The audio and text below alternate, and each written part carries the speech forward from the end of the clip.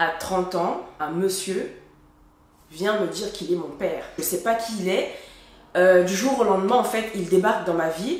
Il vient m'annoncer qu'il est mon père. Comment je dois le prendre, en fait? Alors que j'ai un père qui m'a élevé pendant toute ma vie. Et lui, il sort de nulle part. Il vient me dire que je suis sa fille. Mais qu'est-ce qui se passe là? On est où là? Salut, bienvenue sur ma chaîne, j'espère que vous allez bien. Donc on se retrouve aujourd'hui pour une nouvelle story time. Il ne s'agit pas de mon histoire personnelle, il s'agit de l'histoire de ma cousine. Et donc qui dit ma cousine, sa mère du coup c'est ma tante.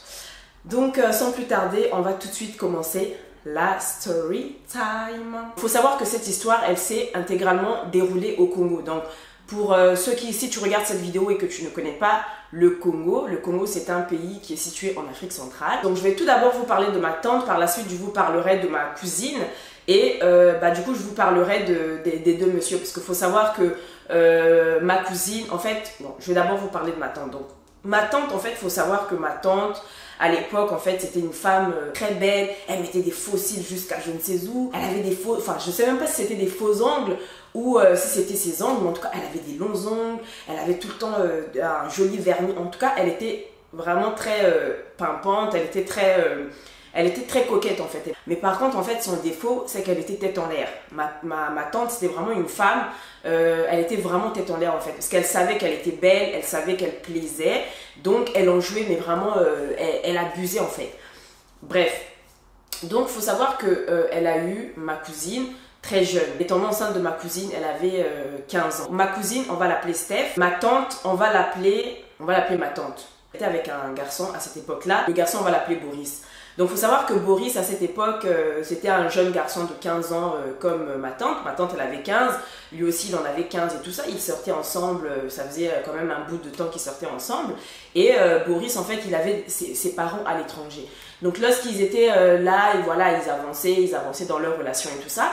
Ma tante, elle tombe enceinte de lui. Mais vous savez, à 15 ans, t'es une enfant.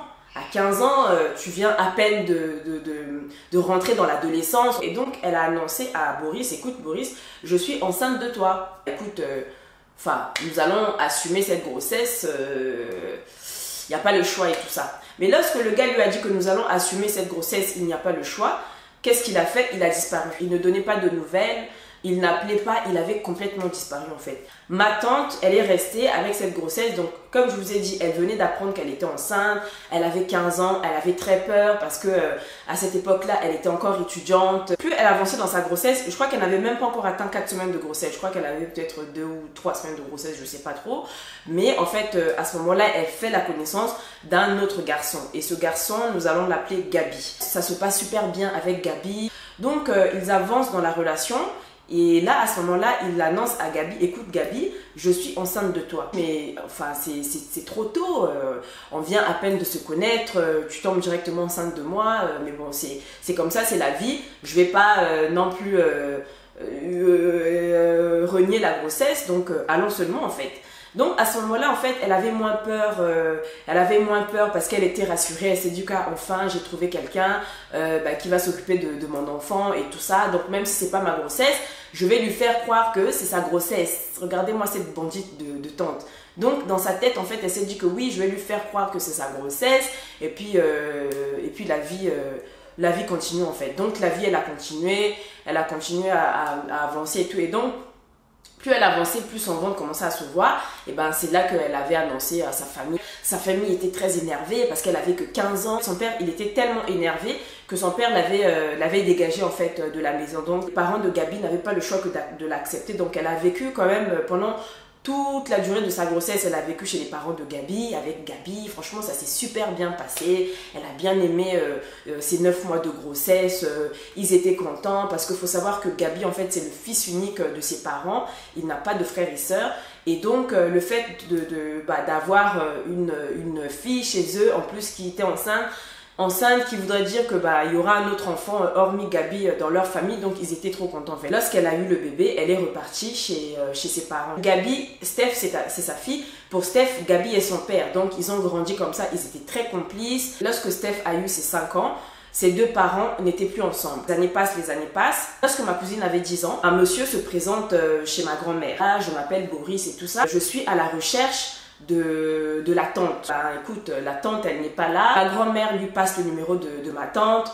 Lui, il laisse son numéro à ma grand-mère. Il insiste auprès de ma grand-mère. Donc, il insiste auprès de ma grand-mère en indiquant que c'est très urgent. Dites à la tante de m'appeler parce que c'est très très urgent. Je ne suis pas ici pour beaucoup de temps parce qu'après je vais repartir à l'endroit où j'habite. Mais avant que je reparte à l'endroit où j'habite, j'aimerais voir la tante parce que nous avons beaucoup de choses à nous dire. Nous avons beaucoup de choses à nous dire. Donc, s'il vous plaît, c'est très urgent. Donnez-lui mon numéro. Dites-lui surtout que c'est urgent, qu'elle m'appelle et tout. Les jours avancent, ma tante n'avait pas appelé Boris. Et Boris repart là-bas chez ma grand-mère une deuxième fois. Ce jour-là, en fait, ma tante était bien chez elle était bien chez ses parents et tout. Il revoit une deuxième fois ma grand-mère et à ce moment-là, il dit à ma grand-mère, mais écoutez, je vous avais laissé mon numéro, votre fille ne m'a pas appelé, est-ce qu'elle est là? Je souhaiterais la voir. Et là, ma grand-mère lui dit que oui, elle est là, elle est dans la maison. Attendez, je vais aller lui dire que vous êtes là. Ma grand-mère retourne dans l'appartement et tout ça. Du coup, à ce moment-là, elle dit à sa fille que, écoute, la tante, il y a Boris qui est dehors et tout ça. Apparemment, tu ne l'as pas appelé. Pourquoi tu ne l'as pas appelé? Là, il est revenu, il a l'air pressé. Il faudrait vite ressortir pour aller le voir et tout ça. Et ma tante, elle avait peur, elle s'est dit que non, je ne peux pas le voir, ce Boris, il me menace et tout ça, je ne peux pas le voir, dis-lui que je vais l'appeler, dis-lui s'il te plaît que je ne suis pas là parce que en fait, il n'arrête pas de m'harceler, je le rappellerai plus tard et tout ça. Ma grand-mère, elle comprenait rien en fait. Donc l'histoire s'est arrêtée là. Boris n'est plus jamais reparti chez mes grands-parents. À partir de ce jour, lorsqu'il est sorti de chez ma grand-mère, il n'avait plus fait de signe de vie. Il n'avait pas rappelé ma tante. Il n'avait pas fait il n'avait pas fait signe. Et du coup, 20 ans plus tard, le monsieur refait surface en fait. Il revient comme une fleur 20 ans plus tard.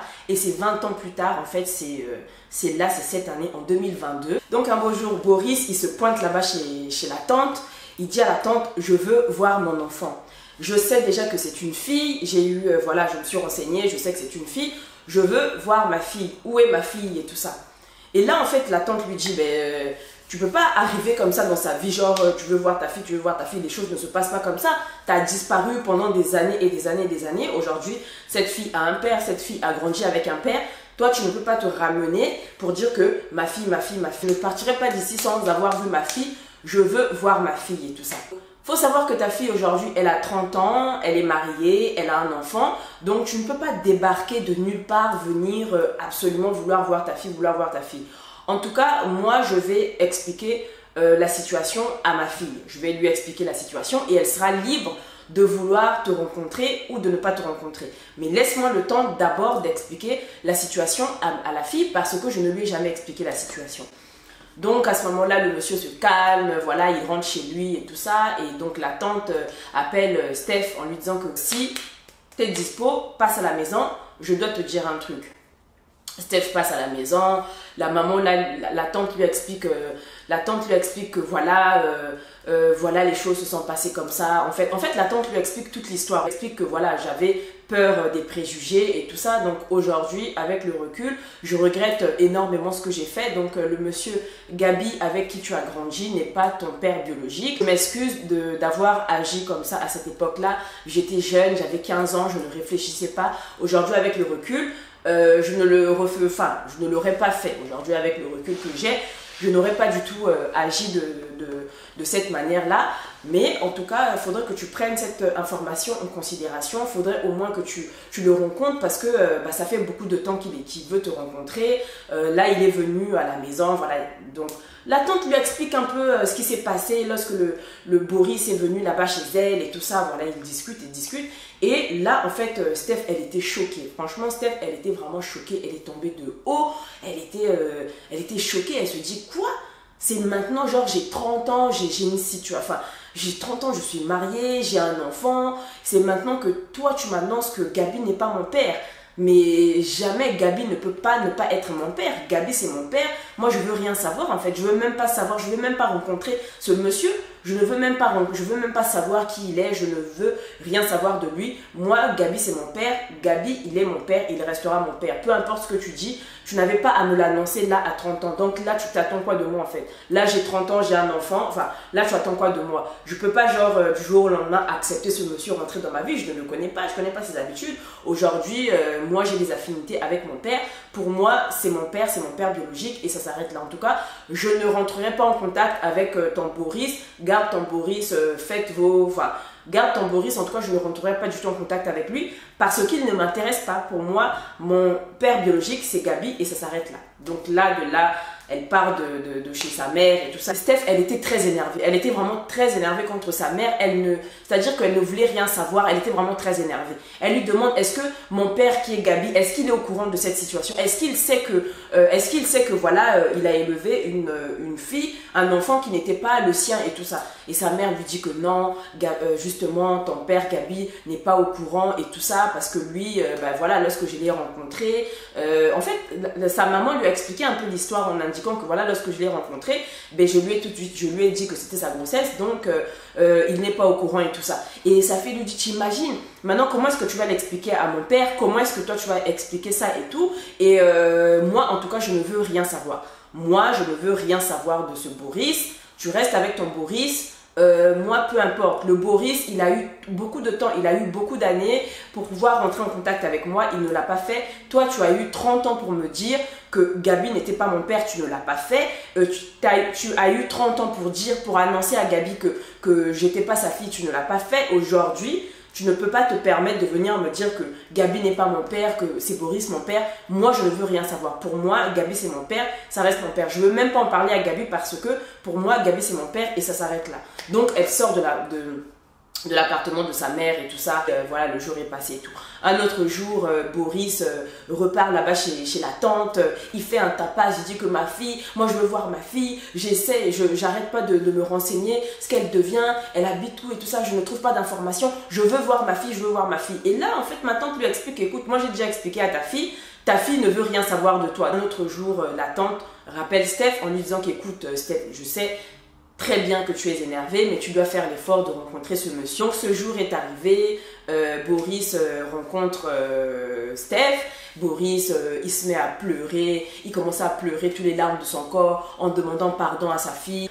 Boris lui explique un peu le pourquoi du comment il n'est pas rentré en contact avec elle, il n'est pas rentré en contact ni avec sa mère ni avec elle, tout simplement parce que lorsqu'il avait voyagé, c'était un ado, il ne pouvait pas annoncer à ses parents que voilà, qu'il avait laissé une fille qui était enceinte et tout ça, et quelques années plus tard, voilà, il se cherchait, il cherchait du travail et tout, et lorsque les choses se sont améliorées pour lui, il était venu au Congo, mais sa mère lui a empêché de la voir et tout ça. Donc il est désolé, il a pleuré. Et il le regardait. Et lorsqu'il a fini de dire ce qu'il avait à dire, écoute, je comprends le fait qu'aujourd'hui, que tu n'aies pas d'enfant, le fait que tu puisses vouloir rentrer en contact avec moi, mais moi, je ne te considère pas comme mon père. Je ne te considère pas comme mon père, tu ne seras jamais mon père, parce que moi, j'ai grandi, j'ai été élevée par un monsieur qui s'appelle Gabi. Pour moi, c'est lui, mon père biologique. Tu ne peux pas venir dans ma vie à 30 ans, venir m'annoncer que tu es mon père. Je n'ai pas d'affinité avec toi, je ne sais pas qui tu es, je ne connais pas ta famille, je ne te connais pas, je ne peux pas me permettre de t'accepter dans ma vie. Donc sache que je ne peux pas t'accepter dans ma vie. Mon père, c'est Gabi et ça s'arrête là. Donc, je vous laisse. Lorsque Boris est rentré chez lui, il a fait des recherches sur Gabi. Gabi qui est le père de Steph. Donc, il a fait ses recherches.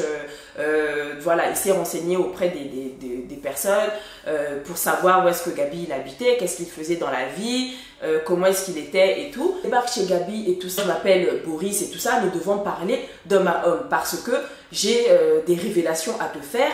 Je suis dans une situation vraiment délicate, je suis mal à l'aise, je suis pas bien, actuellement je déprime vraiment beaucoup parce que je suis dans une situation auquel je dois te faire part et tout ça. En fait, Gabi à ce moment-là ne comprenait pas ce qui se passait.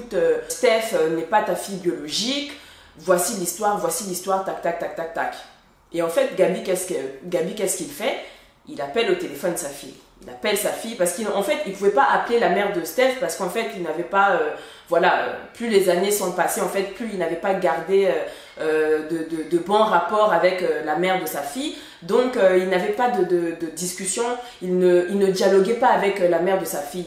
Donc, pour lui, c'était logique d'appeler directement sa fille. Donc, il appelle Steph et tout ça, il demande à sa fille que oui, il y a un monsieur qui s'est présenté, qui est actuellement chez moi, au nom de Boris, est-ce que tu le connais? Il me dit qu'apparemment, qu'il est ton père biologique, nanani, c'est quoi cette histoire et tout ça.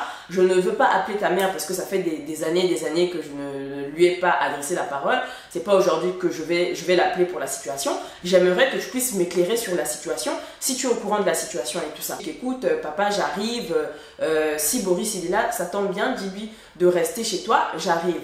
Donc lorsqu'elle arrive, elle explique la situation à son père qui est Gabi. Elle dit à son père que voilà, ce monsieur, voilà ce qui s'est passé, voilà ce qui s'est passé. En tout cas, moi, toutes les informations que je viens de te donner, c'est maman qui me les a données. Il y a quelques jours, nous avons eu une réunion chez elle. Voilà, elle m'a expliqué la situation, elle m'a expliqué l'histoire. Et il y avait ce monsieur, je lui ai clairement dit que moi, peu importe ce qu'il veut, moi je ne sais pas ce qu'il veut, mais en tout cas ce qui est sûr c'est que moi il ne va pas rentrer en contact avec moi. Monsieur, c'est pas la peine que vous puissiez m'harceler. N'allez pas harceler ma mère, ne commencez pas à venir harceler mon père. Je vous ai dit, c'est moi la principale concernée. Vous voulez rentrer en contact avec moi, vous voulez que nous deux nous puissions avoir une relation entre père et fille. Laissez-moi vous dire que vous n'allez pas avoir cette relation. Quelques jours plus tard, il est rentré en contact avec ma tante en lui indiquant que ce qu'elle avait fait, ça se faisait pas. Gabi avait fait savoir son mécontentement à la tante. Mais en même temps, c'est pas parce qu'il avait fait savoir son mécontentement à la tante qu'il avait renié sa fille. Donc voilà comment l'histoire s'est terminée. C'est la fin de cette story time, j'espère qu'elle vous a plu. N'hésitez pas à me laisser un petit commentaire. N'hésitez pas à vous abonner à ma chaîne si ce n'est pas encore le cas. Moi, je vous dis à très bientôt pour une nouvelle vidéo. Bye!